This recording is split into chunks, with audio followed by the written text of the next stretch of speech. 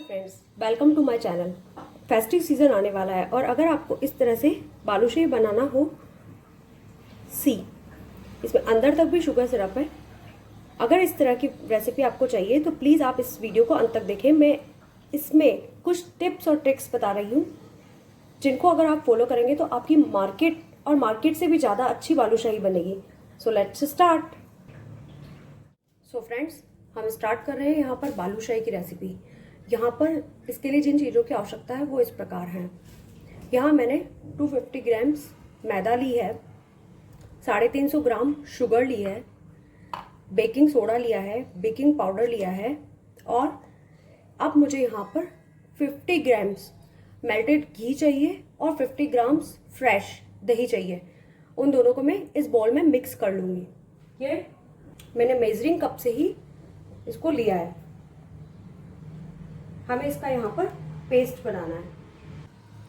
इस तरह से मैंने ये एकदम गाढ़ा दही था 50 ग्राम्स लेके इस मेल्टेड घी में डाल दिया है और इसका पेस्ट बना लूंगी अब मैं।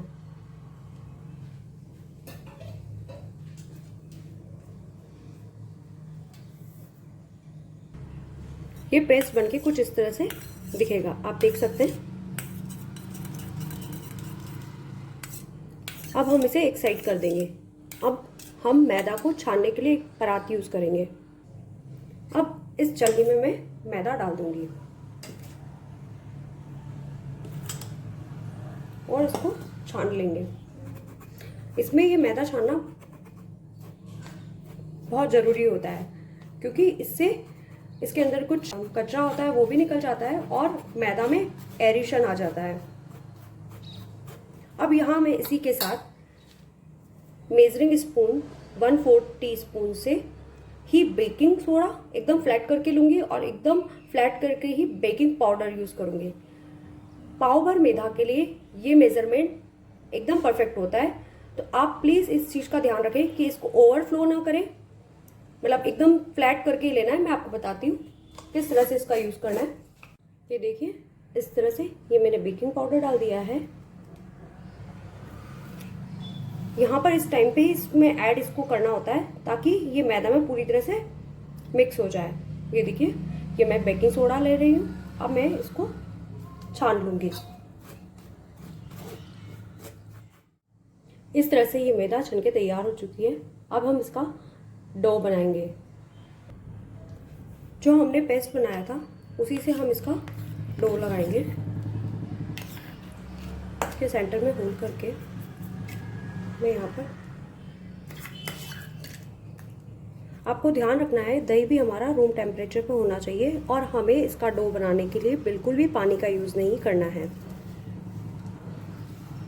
और डो बनाने के लिए पहले हम इसको पूरा क्रम्बलिंग कर लेंगे। हमने यहाँ पर जो घी ऐड किया है वो इसमें मोयन का काम करेगा और दही जो बेकिंग सोडा और बेकिंग पाउडर के साथ मिक्स होके इसमें लेयर्स बनाएगा। लेकिन हमें इसको इस तरह से ही क्रम्बलिंग करना है, फिर इसका डो बनाना है। मतलब इसके क्रम्बलिंग करने से क्या होता है कि सब जगह मतलब ये पूरी तरह से मिक्स हो जाता है। अगर आपको जो ये पेस्ट हमने बनाया अगर वो कम रहता है तो उसी रेशो में आपको उसको अगेन मतलब उतना ही जैसे मिक्स करके बराबर रेशो में और फिर ही इसका यूज़ करना है। आप देख सकते हैं मेरे पूरे आटे में क्रम्बलिंग हो गई है। अब मैं इसका डो बनाऊंगी। डो के लिए हमें ये ध्यान रखना है कि हमें इसे बहुत टाइट नहीं बनाना है लेकिन बिल्कुल सॉफ्ट भी नहीं बनाना है।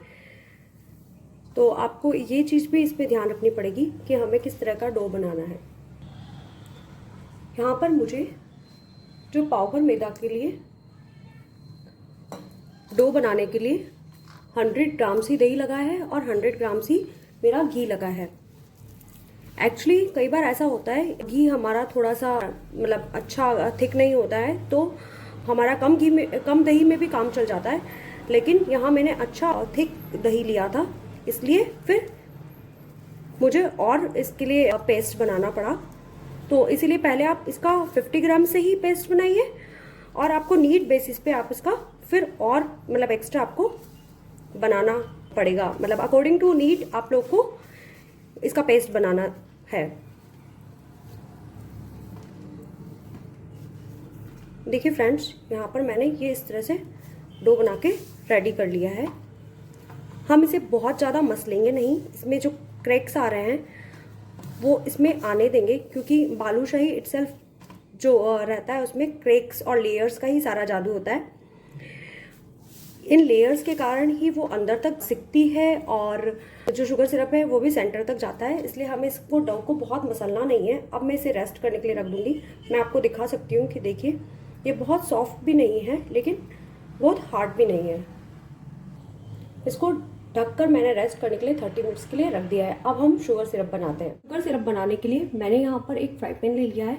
हमें जब भी शुगर सिरप बनाना होता है हमें चौड़े पैन में बनाना चाहिए, क्योंकि हम जो भी स्वीट बना के उसमें डिप करना चाहते हैं, जब भी हमें डिप करनी है स्वीट्स को, तो हमें चौड़ा ही फ्राई पैन यूज़ करना चाहिए, ताकि वो इजीली जो शुगर सिरप है स्वीट्स के अंदर स्वीट और उसके लिए मतलब कंफर्टेबल रहे। अब मैं यहाँ पर जितने उसमें शुगर पूरी तरह से गीली हो जाती है उतना ही मैं इसमें पानी डालूंगी।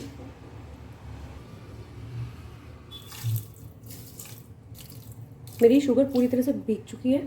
अब मैं गैस की फ्लेम को ऑन कर दूंगी और शुगर के मेल्ट होने का वेट करूंगी। यहाँ मेरी शुगर बॉयल हो चुकी है, मतलब बिल्कुल मेल्ट हो चुकी है और पानी में बॉयल आ गया है।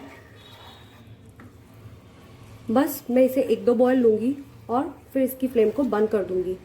हमें शुगर में हल्की सी थिकनेस, जो ये हम सिरप बना रहे हैं उसमें हल्की सी थिकनेस चाहिए, क्योंकि जब हम शुगर सिरप को ठंडा करते हैं तो इटसेल्फ वो तब भी गाढ़ा हो जाता है थोड़ा, तो हमें बहुत ज़्यादा गाढ़ा सिरप नहीं बनाना है। मैं आपको बताती हूँ किस तरह का सिरप चाहेगा। यहाँ पर इसी बीच में मैं कुछ ड्रॉप्स लेमन जूस की डाल रही हूँ, ताकि जो हमारी शुगर है वो मतलब क्रिस्टलाइज ना हो, इसलिए।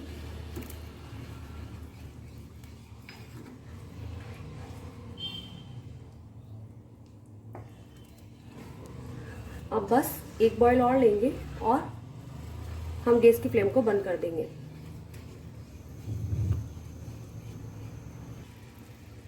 यहाँ पर 1 बॉयल आ चुका है और मैं अपनी गैस की फ्लेम को बंद कर रही हूँ। मैं आपको यहाँ चेक करके बताती हूँ। सिर्फ मैंने यहाँ कोई तार नहीं बनाया है, सिर्फ चिपचिपापन जिसे कहते हैं ना, बस वो रख रहे हैं हम लोग यहाँ पर। जब ये ठंडी होगी तो इसमें ऑलमोस्ट एक तार बनने लगेगा। यहाँ पर अगेन मैंने एक फ्राई पैन ले लिया है जिसमें मैं बालूशाहियों को डीप फ्राई करूँगी। मैंने ये चौड़ा और फ्लेट लिया है। आप भी अगर आपके पास कोशिश करें इस टाइप का कुछ फ्राई पैन है तो आप उसी में इसको कुक करें। एक्चुअली क्या है, बालूशाही फूलती है तो उसको स्पेस भी पूरा प्रॉपर चाहिए होता है, और प्लस हमें वन टाइम में एक बैच में ही सारी बालूशाही डालनी होती है। यहाँ मैंने फ्लेम ऑन कर दी है और मैं घी को गर्म होने देती हूँ। उसी मीनवाइल मैं अपनी बालूशाही को बना लूँगी। फ्रेंड्स, यहाँ पर आटे को 30 मिनट्स रेस्ट होते हुए हो गए हैं और अब हम इसे चेक कर लेते हैं। यहाँ पर मैं आपको कुछ ऐसी ट्रिक्स बताऊंगी जिसमें कई बार ऐसा होता है कि हम जब बालूशाही बनाते हैं तो वो सेंटर से कच्ची रह जाती है। हमने ये डो लिया है, हम इसको एक के ऊपर एक इस तरह से करके इसकी लेयर्स बना लेंगे। हमें डो को इस तरह से फोल्ड कर करके 8 से 10 बार फोल्ड करना है, ताकि ये इसकी लेयर्स अच्छी बन जाए और इसके अंदर मतलब सब परतें जो है इसकी बिल्कुल आप देख सकते हैं। ये इस तरह से फोल्ड करना है आटे को। नाउ अब हम इसकी लोइयां बनाएंगे। मैंने डो को 2 पार्ट्स में ले लिया है। अब हमें बिल्कुल लाइट हैंड यूज़ करना है इसके लिए, क्योंकि ऊपर से स्मूथ दिखती है लेकिन अंदर इसमें लेयर्स होती है, तो उसके लिए हम लोग को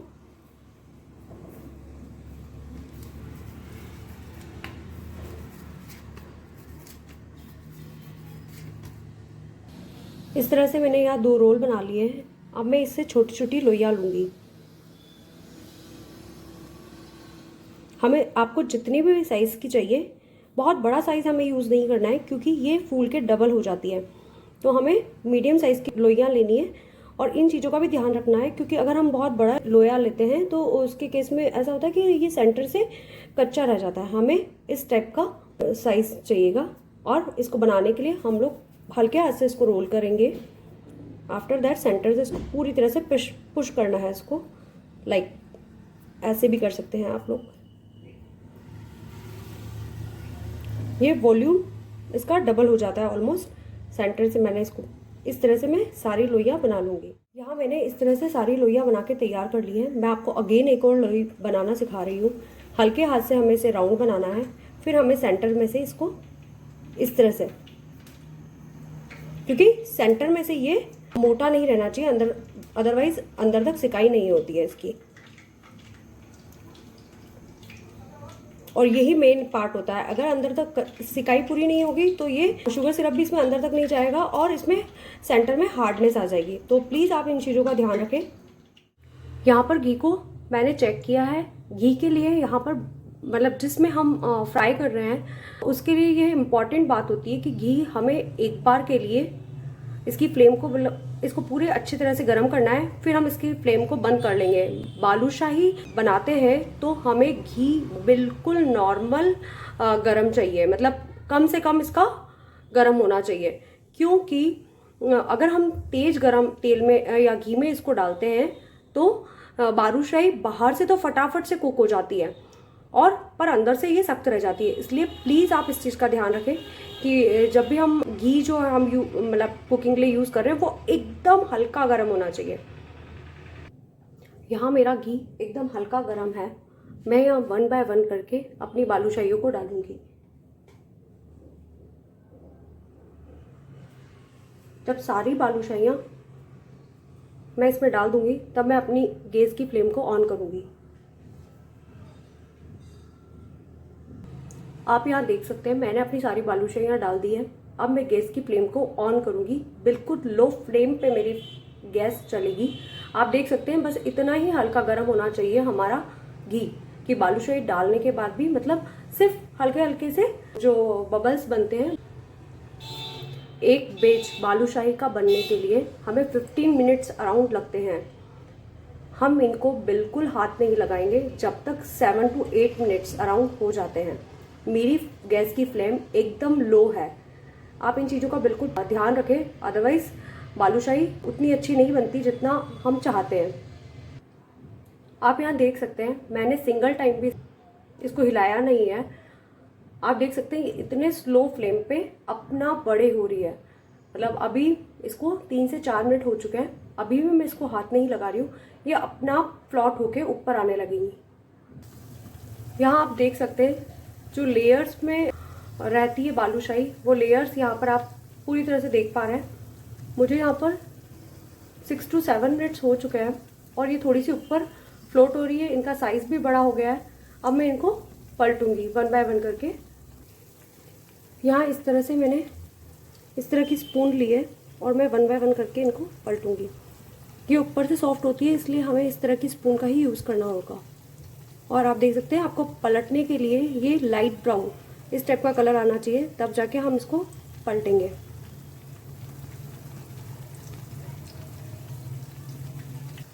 यहाँ पर मैंने सारी बालूशाहियों को पलट दिया है। आप देख सकते हैं सब मतलब एक तरह से गोल्डन ब्राउन हो गई है। आपको इसमें ये इम्पॉर्टेंट बात है कि आपकी फ्लेम हमेशा लो रहेगी, क्योंकि अगर थोड़ा सा भी आप फ्लेम को ज़्यादा करते हैं तो ये सेंटर से कच्ची रह जाती है। प्लस आपको जो पैन यूज़ करना है उसका तला जो होता है वो बिल्कुल भी मतलब थोड़ा मोटा होना चाहिए, पतला नहीं होना चाहिए, अदरवाइज उस केस में भी ये बालूशाहियाँ कच्ची रह जाती है। फ्रेंड्स आप देख सकते हैं इनका कलर एकदम परफेक्ट आ चुका है। अब मैं इन्हें 1 बाय 1 करके निकाल लूँगी। मुझे इसको कुक करने में अराउंड 20 मिनट्स लगे हैं। मतलब मिनिमम 15 मिनट्स तो आपका लगेगा ही लगेगा। आप 20 मिनट्स भी लग सकता है, ये अकॉर्डिंग टू पॉट, जो पॉट की थिकनेस होती है हम जो कुकिंग के लिए यूज़ कर रहे हैं उस पर डिपेंड करेगा, हमारी गैस की फ्लेम पे डिपेंड करेगा। मैंने यहाँ गैस की फ्लेम को बंद कर दिया है और मैं इन्हें 1 बाय 1 करके बाहर निकाल लूँगी। आप देख सकते हैं इनमें वही क्रैक्स आए हैं जैसे मार्केट में होता है और एकदम परफेक्ट बना है। मैं अभी और पास से आपको इसको दिखाऊंगी। सी फ्रेंड्स आप देख सकते हैं इनका टेक्सचर, कलर और इनके अंदर जो लेयरिंग आई है वो आप देख सकते हैं। अब हम इन्हें ठंडा करने के लिए रख रहे हैं, हल्का सा ठंडा होने देंगे और इसके अंदर जो एक्स्ट्रा घी हम कुकिंग के ड्यूरेशन में जो चला गया है वो भी इस ड्यूरेशन में निकल जाता है। आप देख सकते हैं, यहाँ देखिए आप साइड में इसका घी एक्स्ट्रा जो है वो निकल रहा है। मुझे 2 मिनट्स हो चुके हैं। अब शुगर सिरप में डालूंगी। उसके लिए हमें कुछ चीज़ों का ध्यान रखना है। शुगर सिरप हमारा बिल्कुल हल्का गर्म होना चाहिए। यहाँ बालूशाही हल्की गर्म रह गई है। अब मैं इसमें 1 बाय 1 करके अपनी बालूशाहियों को डाल रही हूँ। मैंने यहाँ पर सारी जो बालूशाही थी वो शुगर सिरप पे डाल दी है।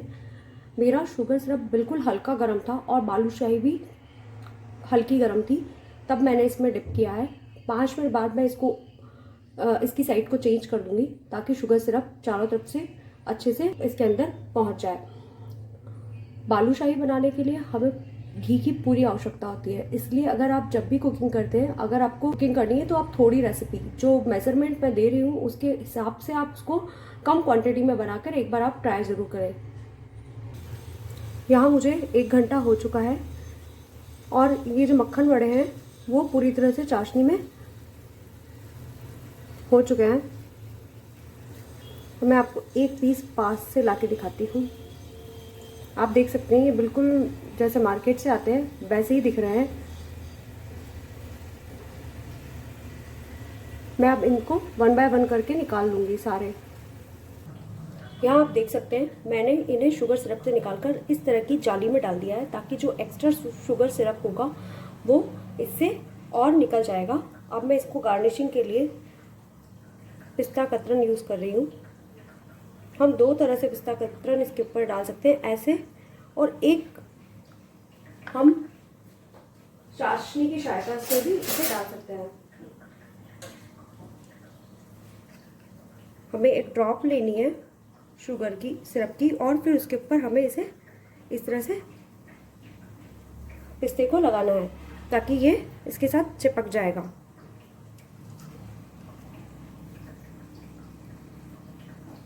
अगर आपको मेरी ये रेसिपी अच्छी लगी है तो प्लीज़ इसे लाइक, शेयर और सब्सक्राइब करना ना भूलें और प्लीज़ कमेंट बॉक्स में बताइए कि आपको ये रेसिपी कैसी लगी है।